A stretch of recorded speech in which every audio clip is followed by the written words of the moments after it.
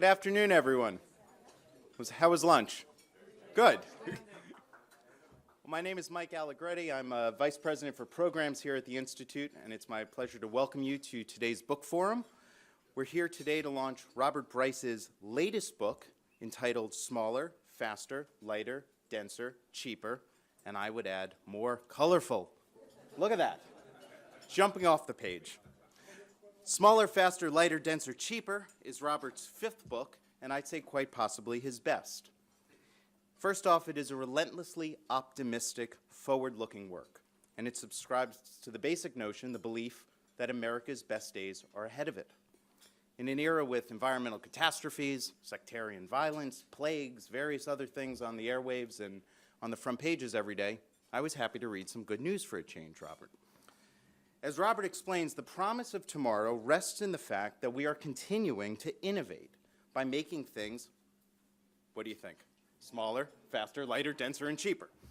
And in this way, the book is a celebration of these attributes, and as he will explain, a rejoinder to the doomsdayers and the catastrophists.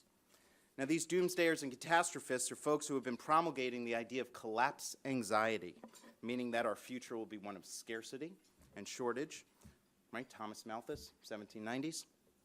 But by every measure out there, things have been getting better. People are, of course, living longer, healthier, freer lives. But today, we still have these neo-Malthusians out there, and you know some of them. They're advocating for policies in America that Robert reminds us are called degrowth. That sounds great, doesn't it?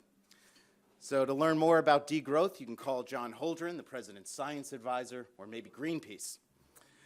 But Robert points out, or offers rather, an alternative vision for America's future. Again, a positive one, in which we do more with less and we grow the pie rather than ration it. So as I was reading the book, I said, well, he really seeks to answer two questions. Why, and how do we keep this going? Rather than saying, well, it's going to end soon, and throwing hands up in alarm.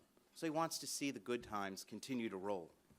Now, while the substance of Robert's talk, I'm sure, will focus on answering these two questions, why and how do we continue this, I think he offers a pretty simple answer, that we continue to innovate by making things smaller, lighter, faster, denser, and cheaper.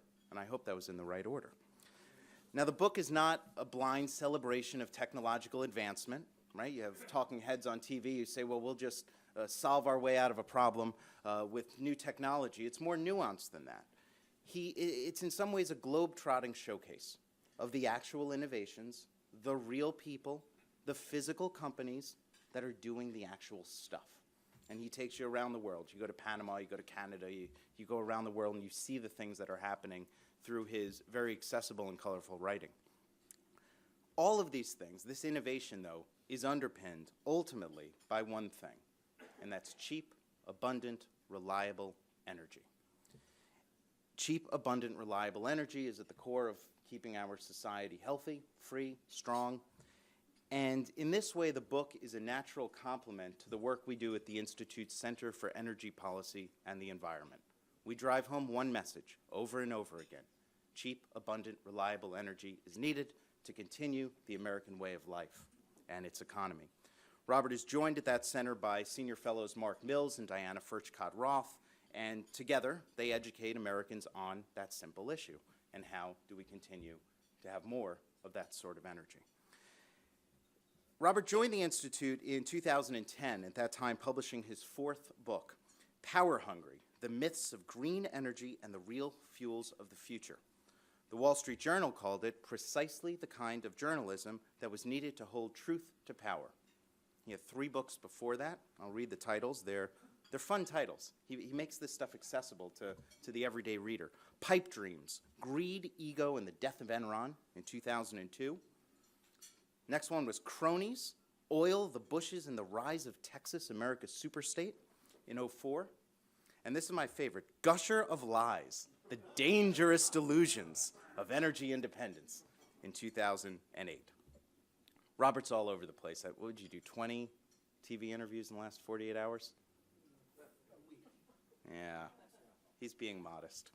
He's on BBC, CNN, PBS, NPR, you just fill in the three-letter acronyms. He's been on all of those stations. He frequently authors for us, though, beyond these books, original research. He hits issues as diverse as debunking wind energy policy and the subsidies that accompany it, to questions such as how do you alleviate energy poverty, a new area that we're exploring. He has a BFA from the University of Texas at Austin, where he lives with his family and his wife. And please join me in welcoming Robert Bryce, a leader for the Institute.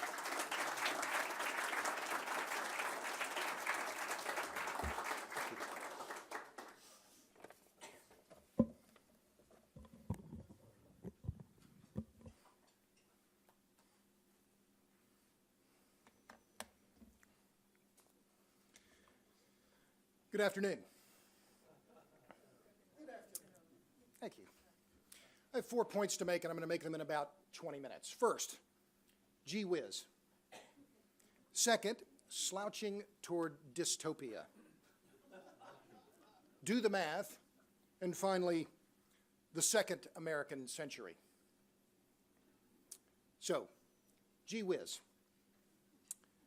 This smartphone has 250,000 times the digital storage capacity of the computer that went to the moon on board Apollo 11. This iPod Nano, I just bought it the other day, contains as much music as 300 LPs. In musical terms, it's about 2,000 times, in music storage terms, it's about 2,000 times more efficient by weight and 6,000 times more efficient by volume than an LP. In 1980, photovoltaic solar cells cost more than $20 a watt. Today, less than $1 a watt. 1903, the Wright brothers pioneered aviation by flying in an airplane at about 30 miles per hour. Today, we routinely fly on board 737s, Boeing 737s, that fly at more than 500 miles per hour. And we can drink beer and surf the internet while we do it. Ford's new engine, an engine that I think is just fascinating. It's the 1-liter EcoBoost engine. It's a 3-cylinder engine developed during Alan Mullally tenure at Ford. Produces 92,000 watts per liter of displacement. On a power density metric, it is 16 times more powerful than the engine that powered the original Model T. It also has, that new EcoBoost engine has about the same power density as the engine in the new Bugatti Veyron, a supercar that costs $1.2 million. And yet Ford is selling this new 1-liter EcoBoost, and they're selling hundreds of thousands of these engines. You can get it in a Ford Fiesta that costs about $15,000. Since 1978, Intel has been increasing the computing power density on its top-of-the-line chips. And in fact, since 1978, the year that I graduated from high school, Intel has increased the computing power density on its top-of-the-line microprocessors 78,000-fold, while decreasing the size of its circuits 130-fold. Intel now uses 22 nanometer technology. That's 22 billionths of a meter. Now, I don't know how many angels can dance on the head of a pin, but according to Intel's their latest processing technology, they can fit 6 million transistors on the tip of this pin. Smaller, faster, lighter, denser, cheaper in everything. What is the book about? It's a rebuke to the catastrophist. It is a book that explains how continuing innovation is improving living standards all over the world. As Michael said, we are inundated with bad news. If it bleeds, it leads. In the newspapers, on the television, if it bleeds, it leads. And for years, even for centuries, we have been hearing about the possibility of mass starvation. More recently, peak oil. We hear of any number of threats, epidemics, pandemics, etc. Do we face many problems? There is no question. We face a myriad of problems, and I could spend the rest of the day standing here and explaining even just a few of them. Yes, we face many challenges, no question. Cyber war, conflicts from Crimea to Damascus, pandemics, epidemics, all of these possibilities. And yes, we have millions, even billions of people living in poverty. In India alone, 400 million people are living today without electricity. but smaller computers,